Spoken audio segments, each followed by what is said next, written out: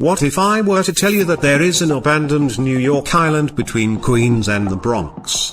With a city that is populated with millions of people, how could there be anything, especially an island, that is completely abandoned? The island is called North Brother Island, and one Reddit user came across the island when kayaking from Connecticut to New York. The pictures he took of the abandoned island near NYC are absolutely amazing, and it still blows my mind that this island is unoccupied. Lucky for us, he decided to stop and take a few pictures of this island.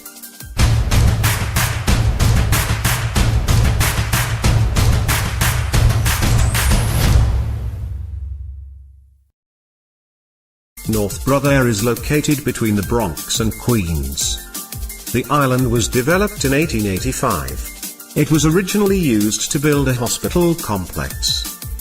They used the hospital to quarantine patients who had smallpox or typhoid fever.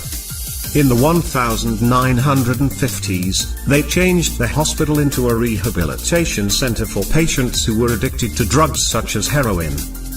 The entire island has been abandoned since 1963, which makes it even more crazy that it hasn't been developed into something new, especially with its close proximity to New York City. They did try to sell the island to investors in the 1970s, but there were no buyers. In order to develop the island, they had to take into account the cost of construction, how they would get materials there, the cost of a sewage system, plus the noise from LaGuardia Airport. In the 1980s they considered building a prison on the island, but it was cheaper to build it in upstate New York. The island is slowly taking back the land that was used, 1 inch at a time. Some of these pictures are absolutely crazy. I can only imagine how much this place was used decades ago.